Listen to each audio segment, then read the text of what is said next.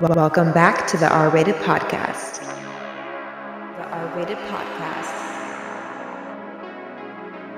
This week's guest is...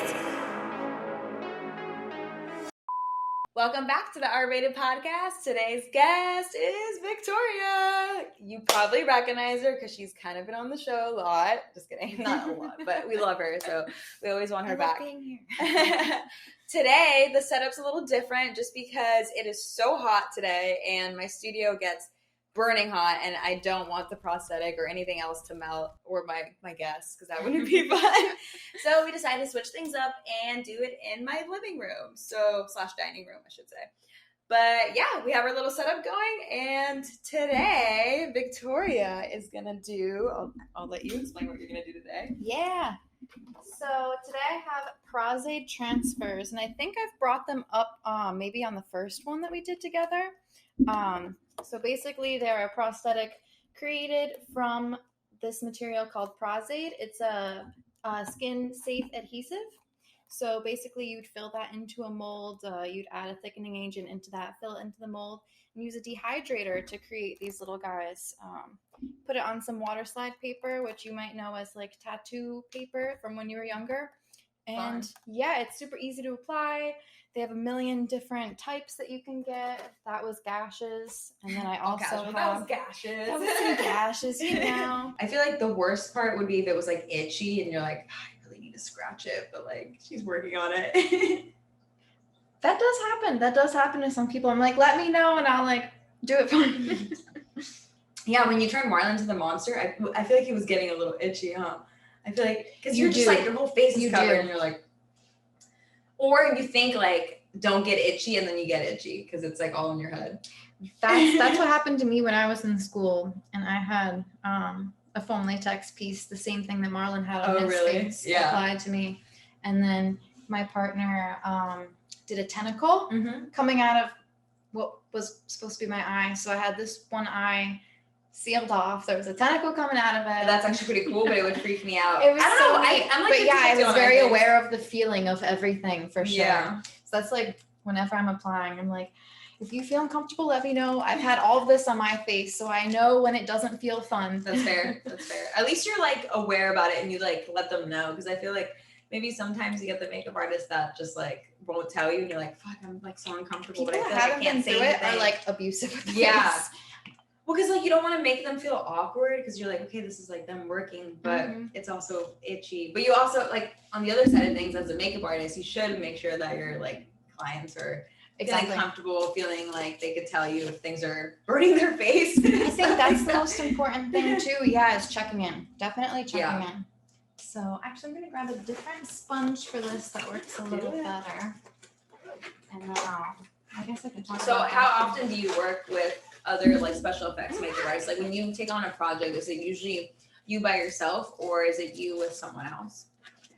So if I'm doing a simple, like if I was doing something like this, where they'd need to have some bullet wounds, some bruises going on. Yeah. That's something where you can usually pre-purchase those prosthetics and do it on your own if there's enough time. Right. And then, I usually work on the fabrication projects with another makeup artist. Specifically, my partner, Yoon, she is like always someone that I can trust to have on board, and I feel like she's one of the people that every time I'm partners with her and we're working together, I feel like we just we work well together. She teaches me something every time too. It's always a good experience.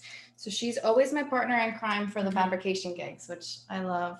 That's huge. I feel like when you find someone that you work well with, like hold on to that, because because you could just be such a like double duo that like just fucks up the industry. Right. You're like, we're both amazing and we work well together. Because I'm just like, it's like the dream team. Exactly. Yeah, have each other's backs. I feel like we're both reliable, like you never have anything to worry about, which I feel the same way with you too. Whenever we work together, I'm like, I know it's not going to be any type of trouble. It's going to be because communication is it's honestly key. Like even if something's like not flowing or you're like, oh, can we, like you just have to talk about it. You know what I mean? Like you can never assume like the other person just knows because they don't. People don't read minds. That's another big thing. Yeah, being comfortable with communication, and that goes for checking on your clients too. Mm-hmm. I feel like some new makeup artists as well, because even when I was in school, you'd kind of be in your head like, really, am I using the right pressure that they feel comfortable? Can I go a little harder? Where it's like, just ask. And some people are more sensitive, and some people can handle like a little bit more. So it's always like, what type of like client do I have today? Pretty much. The airbrush. That's when you know if someone's sensitive or not. Oh, really? Yeah, because some people can feel the actual bits of pigment, I guess, hit their skin where I can't. It just feels like cold air. Oh, okay. I can't. It feels like cold air. But whenever anyone was using the airbrush on me, back when we were in school, I definitely always flinched when it turned on, even when you know it's coming. It's like that when you're doing the eye test. Yeah. And they're like, all right, a little puff there. I feel like sometimes I jump too much. Like when when you get your makeup done and your like eyes are closed for a while, and then like you're like, I know that they're gonna come with like the brush too near your eye, and you're like waiting for it, and then it like startles you when they do, even though you know it's coming. That's me. That's me too. I'm like, oh, I'm so lame. I'm so lame. So I just stippled a little bit of the Prose, which is the same stuff. It's that skin grade glue, the same stuff that creates this prosthetic. I went in with this little stipple sponge, and we're just going to keep adding little layers like that until those thicker edges are blended out. We could sit here with alcohol and go in and blend them, but it's such a ledge that this is a quicker method for that. And then in between drying time, we can start to apply. Oh, multitasking. Okay. That's impressive. Which is another big thing when the AD's like, can you do that in like 5? Can you do it in like 2 minutes? Yeah, in like 3, 30 seconds. You're like, you just sat down. I know, I feel so bad because every time I'm like, even now, like there's not even any special effects makeup in Fatal Attraction, but it's like a period piece, as not even like super late, but like it's like 2008. Is my face too small? Yeah, my thing. Should we do like?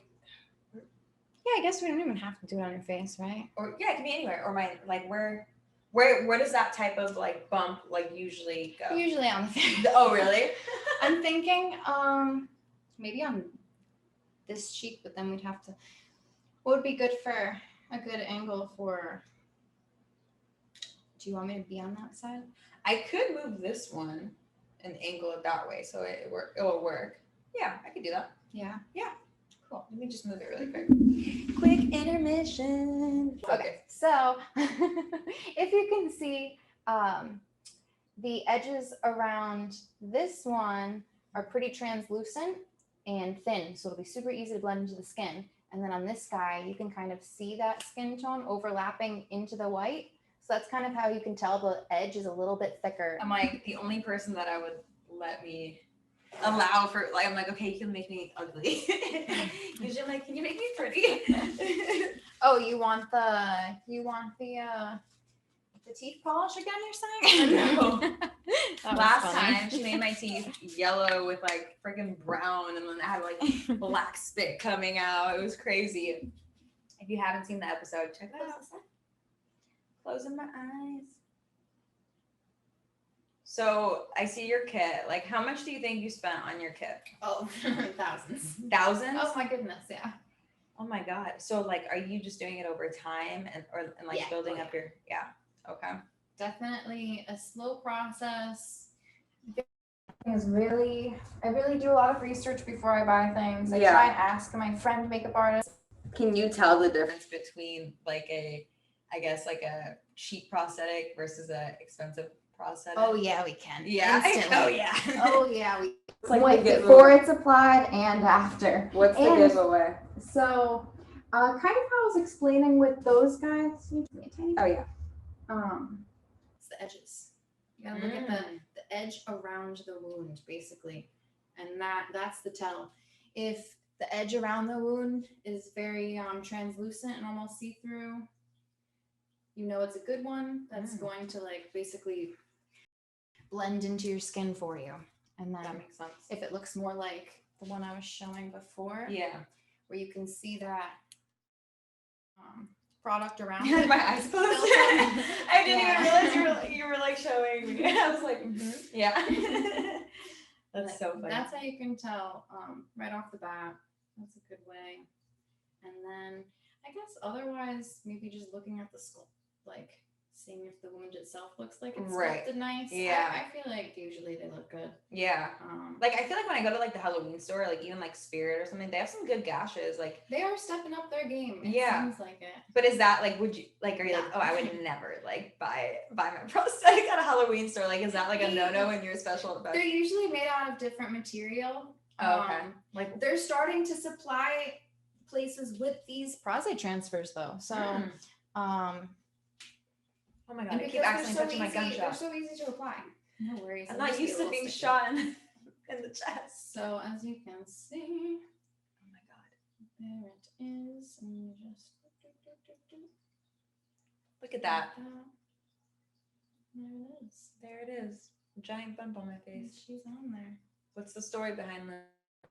Okay. And then another thing, if you're blending out a prosthetic close to the eyes, just have them close their eyes for a little bit because the fumes from alcohol can sting a tiny bit. Scary. Yeah, you don't want to like actually burn someone's eyeball, right? No, I've gotten alcohol in my eye before and it does sting. It definitely stings. I've gotten alcohol in my eye, like tequila.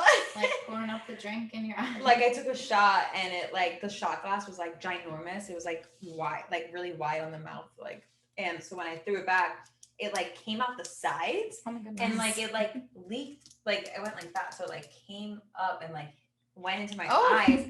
And I was like, holy shit, I had no idea like how badly tequila burns your eyes. So just be careful when you're taking shots. You know what? Yeah, right? I'm like, life advice on the podcast.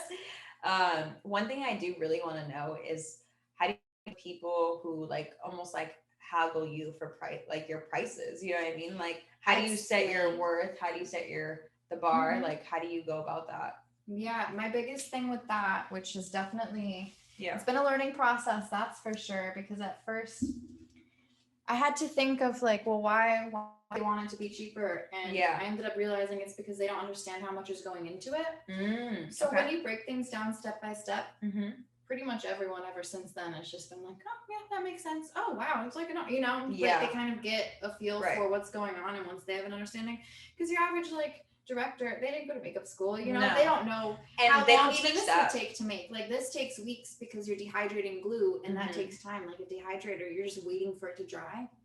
Right. So that's something where they're like, well, why, if I pay you more, can you do it quicker? And I'm like, physically, no. I'm so You're sorry. like, no, the glue does not dry that quick. And then you can think, oh, okay, so we might have to use a different medium, a different type of prosthetic that can get done quicker. So it's just like, troubleshooting. Again, it just goes back to communication. Yeah. It really does. It really does. And letting them know that you're on their side. Yeah, that makes sense. That's a big thing too. I'm sure there have been people in the past that do try and charge a little more than they should, or I'm sure it happens. So some people are weary. Yeah, and I feel like all it takes is to have like one person to like kind of try to scam you to be scarred and be like, are you sure this is like really the prices? Or are you just like trying to fucking like overcharge and stuff? Because like you don't know. I mean, like I said, in film school, they didn't teach us anything about like what the pricing of a makeup artist, their kit fee, and let alone special effects. Like they didn't teach us anything about that. So it's nice to hear like, how much it costs, what you learn in film school and not film school, special makeup school, I should say, and like the difference and stuff, because they don't teach us shit about that. They're just like, oh yeah, like you need a makeup artist for your actress, but they're not like expect this, or like give your makeup artist this amount of time, or like let them like read the script so they can, you know what I mean? Just like they don't like say anything about that. They're just like, yeah, you need a makeup artist for your film, and that's kind of about it. And I'm like, oh, I wish they would teach to hire on makeup a little sooner for the smaller thing. Yeah, when do they hire on makeup? That actually, that ends up being a big thing. Where you'll get called a few days before or a week before, but then they'll want a full monster. Okay. I feel like you're tripping.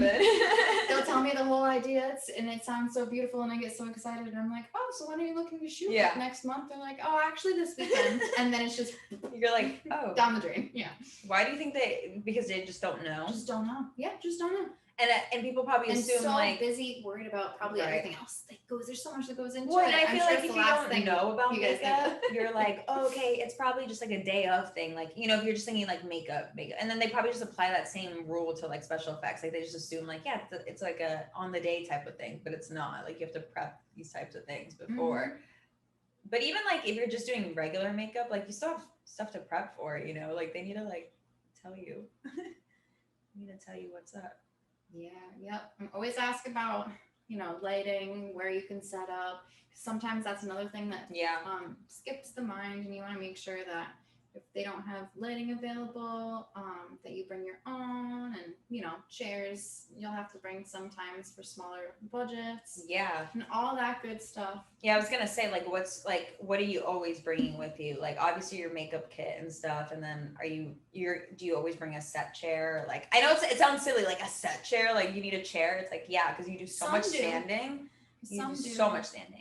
I try and make sure I have one there beforehand because I don't want to have to carry like my whole kit. And then a chair. Eventually, I'll have one of those little wheel wagons, and then I'll. Oh, I love those. Yeah. But for now, I try and make sure. Oh, hey, do you guys have an extra chair? And for the most part, people always do. So that's good.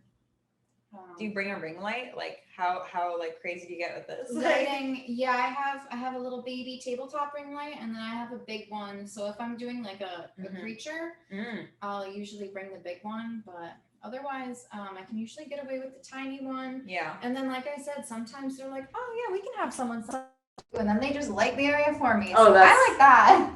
I feel like happen all lighting the is time. necessary. Like you need, because it's like when it's in a dark room, like how are you gonna see? Like it's like obviously you know how to like apply it. So even if like you don't have the best lighting, but you like see all. Like if you're literally just not having to work on anything, like you spend your time like people read. Like I've seen people read on set. I'm like, wow, so productive. I'm usually just on my phone or trying to work on other things. Yeah, I usually try and take some time to clean my brushes a little bit. I wash my brushes like with soap and water in the sink at home. So I usually just do, getting a lot of the product off. Yeah. Reorganizing the kit, wiping everything down between people. Yeah. And then a lot of watching. A lot of watching. Well, you kind of have to be be on standby because like, I'm sure, like, do you look at the monitor and you're like, okay, constantly. like in between takes, I'm going to like do this so adjustment. much I feel like I'm scripting. Yeah. For people who don't know, script supervisor is the role of basically they make sure that everyone's staying on top of like the script, like staying accurate to what it says in the script, like anywhere from dialogue to continuity to just. We're getting some blood. Yeah, and then another good thing about these prosthetics, depending on what brand you get, some of them you can kind of tell. Like this is a little more see-through, translucent-y, and then that's definitely a little more bubblegum pink, opaque. Same with the bruise on the cheek. Right. You can definitely see the coloring of that more clearly, whereas this is kind of already almost blended into the skin. You don't really have to change the color too much, especially since we're adding blood. Blood. And then I'm going to use that blood palette that I think we've shown all the... Yeah. And we actually made fake blood together for one of like a short film, like a little 60-second short film that we did, and it was corn syrup, food dye, and dishwash soap, right? Yep. Hell yeah! I remember. She's a pro. Yeah. So we add the dish washing liquid to ensure that it doesn't beat up, because sometimes with the cornstarch and water combo, if you're going to like say you want to dress like a knife, it's going to kind of beat up the way water would, and blood doesn't do that. It kind of runs, it's a little more viscous and thick. So the dishwashing liquid, just for some reason, gives it that hold where it doesn't beat up anymore and it'll flow. So that stuff, amazing, and you only need like the tiniest little bit. Here we go. Yeah, so right now I'm going to do a little splatter, and then I guess we'll have some dripping down. Drip, drip. Casual Came Saturday through afternoon, just getting some blood. Ooh, scary. Drip, drip. That's so funny. Just like hanging out. This is us spending quality time together. Literally. And then you want to hold that right there. apply pressure to the wound, please. Yeah, right? I need a doctor. Scalpel. I'm gonna like get into character. And then, yeah, you just apply it like that. Another thing is, it's a little morbid, but It's a looking little up morbid. medical reference. Yeah. Obviously, it helps with the realism. It's tough. It's really tough to look at. It really is. But So you're like especially going if on you're sculpting Google, one. like looking at real gunshots and stuff and Mhm. shit. Yeah, that would. Yeah. The only thing is, usually it's already cleaned up a bit. Yeah. So you kind of you learn some anatomy, you learn some forensics, because you have to learn like blood spatter and how it would and how spatter. it would splatter exactly. Yeah, just to keep the continuity real, because someone watching it would know. will know. Yeah. Like my mom watching Grey's Anatomy. She's She an knows. X-ray tech, and she's like, they put the X-ray up on the screen backwards. And I don't know. I would have never noticed, but she noticed it instantly. no. So I always think of stuff like that. I'm like, would hilarious. an expert be able to tell? Yeah. That's why I'm like, I looked up and I measured that. I'm like, oh, it's kind of like a 9mm.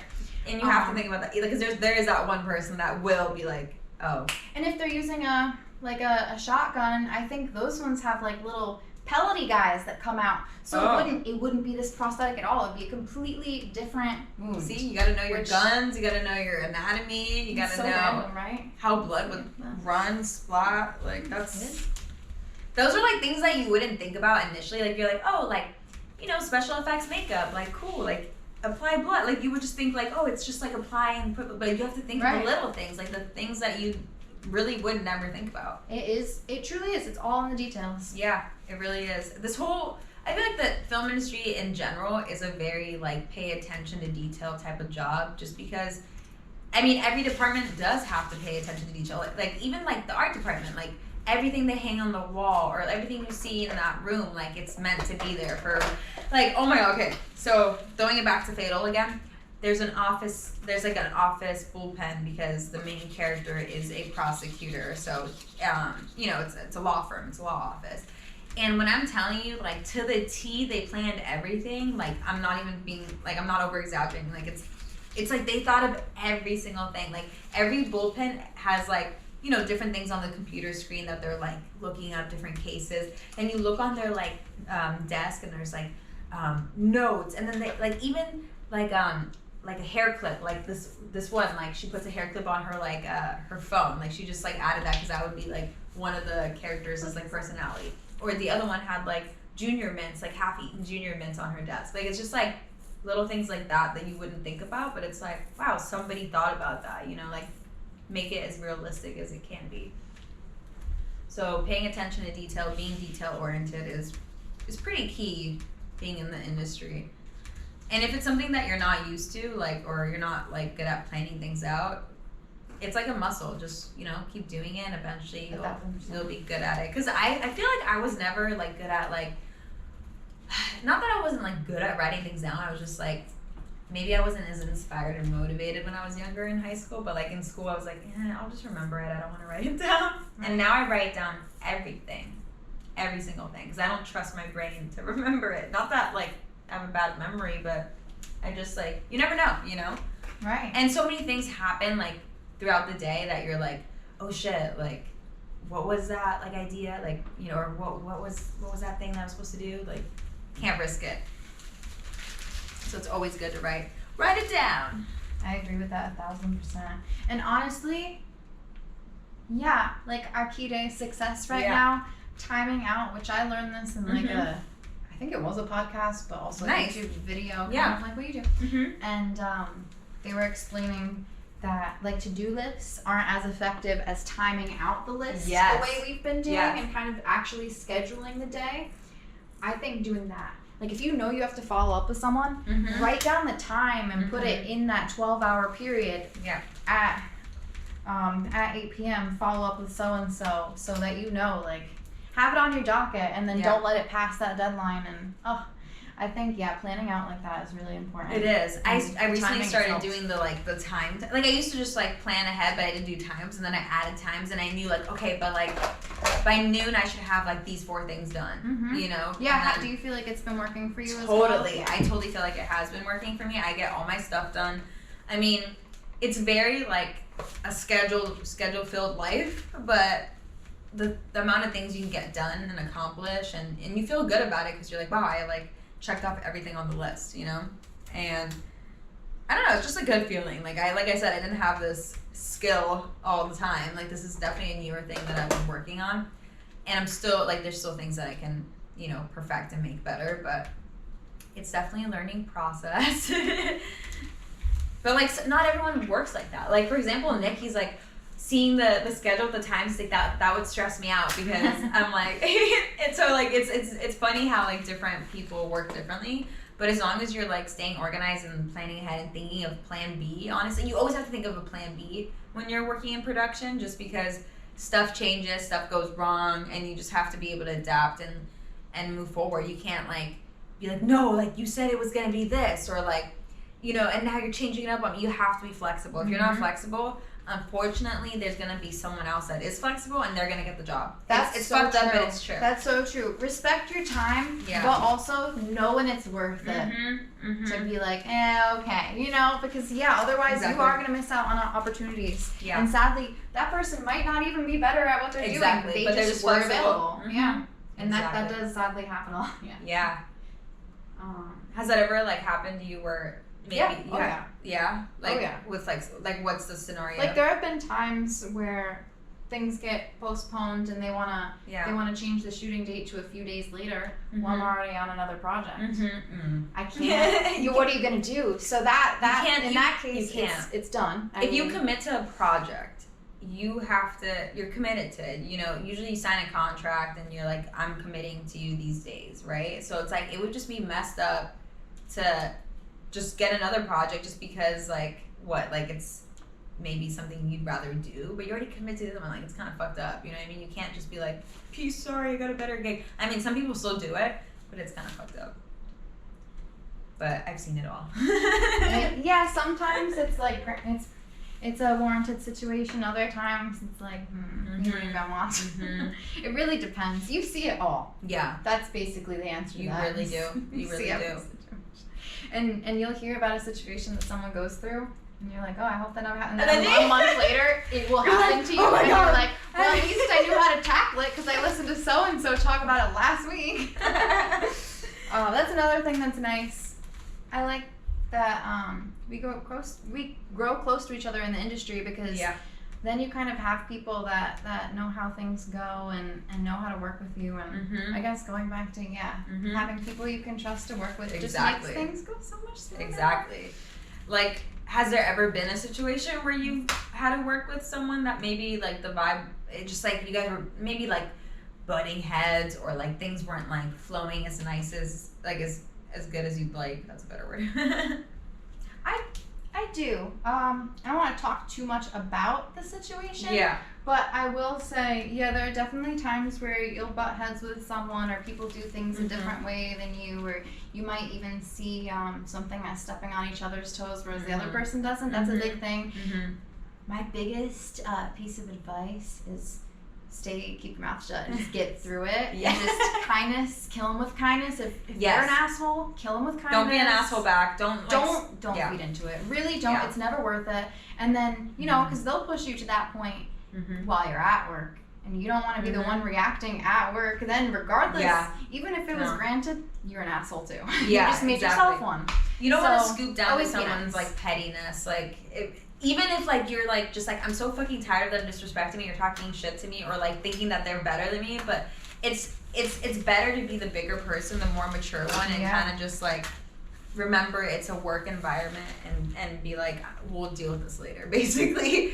Like I said, I manage the COVID department, which that's one of the most hated departments on set because nobody likes COVID.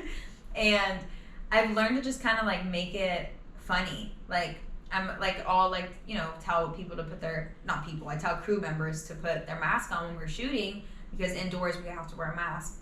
And I get attitude sometimes, or they're like, they voice their frustration, how they like, are tired of this. And all I do is instead of being like, you know, like going back and forth with them, I acknowledge their feelings. I'm like, I get it. I'm like, this does suck. Yes, and I'm like, validate you them. know, just validate. Sometimes people just want to be heard, and like That's honestly, so true. sometimes people are just having a shitty day, and like you might be the one that they're taking it out on, and it's not even anything personal. I've learned that too, because there was a time where I was like letting it get to me too much, and I'm like, no, like this is not healthy. Like you have to just see things in a different way, and so that's kind of how I've been approaching it. And I also realized, like, kill them with kindness. Like, if you're sweet about it, what, they're gonna be like, oh, she's such an asshole. She was so nice when she told me to put a mask on. Like, you know what I mean? So I think if you're just polite and sweet and throw out facts, like, you can't really fight that. And they will feel that. After Yeah. 2 hours pass, I've had someone be sassy. They were completely projecting, had nothing to do with what I was doing. And even in the moment, I was like, oh, I completely understand. People can be, but they were just like, you could see the steam coming out of their ears. And then I'm angry. about an hour later, I got a full apology, and I'm like, See? it happens. It really does. You were stressed, I get it. And yeah, honestly, what you said about validating their feelings, that is the biggest thing. And as well, like that kind of ties into when you're doing makeup that's not fun to sit through.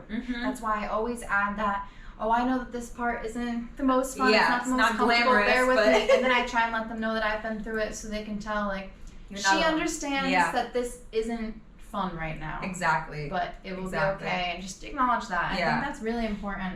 And like Yeah. you said, that can definitely diffuse the situation and It make them does. realize, like, all right, come down if you're not. Yeah, and then I feel like they have a moment where they're like, why am I coming in so hot? You know what I mean? Like, why am I being so mean? Once you don't match that energy, they're like, Exactly. Like, think about it if I was like, no, put your mask on. I told you so. Then it would just be like a disaster. Yeah, like it wouldn't be professional, and I wouldn't get what I would want, which is just compliance, you know? Like, I feel like that would make someone not want to comply even more. They'd be like, well, why would I listen to you? Like, you're being super rude to me. So, you know, those are things that I like try to keep in mind. Like the other day, like we have to ask for vaccination status. Like that's part of the thing, because we have to like declare if you're going to be zone A or zone B. And zone A on set means everyone who's working very close to the actors and all that, like next to talent. And usually like head departments are zone A, and then other like zone B's maybe like construction or transportation or stuff like, or locations, like they're zone B, because they're working with us, but it's more like on like off days or like ahead of time or whatever. So I had to ask one of the crew members, like, oh, like, you know, can you send us your vaccination status so we can like determine all that? And this gentleman's a little bit older. He's like in his 60s, so he's not like as tech savvy, and he like freaked out because he was like, I'm gonna have to like send it over an email, like basically do it digital. And he ended up like, he seemed like he was very upset, and he was like kind of coming in hot, and he was just like, I'm just so tired of this, like I hate COVID. And like in my head I'm like, does he think that I like COVID or something? Like I'm like, she actually created yeah, COVID like if I you made it in weren't a aware. lab. Yeah, so at first I was kind of like, what is, like, does this guy really think like I like doing this? Like, you know what I mean? But I again had a moment where I was like, you know what, I feel like it's deeper than just like him just being upset about like the sending in the vaccination status and the COVID thing. Like I feel like it's deeper. Like, and then like I let him just keep talking, and he started like rambling and going on, and then it was revealed he was having major family issues. Like someone in the family was about to pass away, so that makes sense to why he was, you know, so triggered and so like on edge and fragile about like just asking to send a simple email. And it made so much more sense. And I immediately was like, see, I'm so happy I didn't react with like my emotions, and I just let him like speak and talk. And I was able to realize like it wasn't like something against me. Like it's not personal at all. Like he's just going through shit plus the work stress. And he even said, he's like, I've been working like 18-hour plus days, and I'm not getting any Sundays off. Like I'm really stressed. And I'm like, huh, okay. See, like if I would have reacted with emotion, it would have been like a back and forth, and I would have never known that, and I would have just thought he was an asshole, and he would have thought I was a bitch, and that could have just been an awkward ass like rest of like 4 months of production. But instead I was just like, you know what, stay calm, just like let him vent, let him talk to you, and maybe you'll get an answer. And sure shit I did. And that you did. Mm-hmm. Exactly. But it's actually a really good representation of what happens on set. Yeah. It's all right. I don't know if anyone's gonna agree with me on this, but it reminds me of working in a busy restaurant. Oh God. During rush. We've all. I feel like most people have either been a host at a restaurant, have been a server, or like a busser or something. I could sit here all day, and I have so many restaurant horror stories. How would you compare it? Like, what is set like in comparison to a restaurant? But yeah, so I guess during rush, dinner, everyone's really on edge. You know, what's the the terminology when you're walking past, you're like behind, and people will say that sassy, like points, and no, or like it's literally it's like our points. Yeah. Restaurants say behind, if you're walking behind, or we say like crossing, junior crossing. Like that is very similar. There's some terminology in there, and then people are just so worried about their own thing that they have to get done that they don't have patience or the time to even think that you're also having busy things to get done. Exactly. But then at the end of the day, or on set, mealtime or wrap, then we're all best friends again. At lunchtime, we all everyone's all bond. buddy. Everyone just needed food. And that's how restaurants. In the morning, it's I'm like, closes. Closes. Everyone eats dinner together. They're wrapping up the silverware together for the next day. Exactly. It's the same thing. It's kind of trauma bonding. It's trauma. To be honest.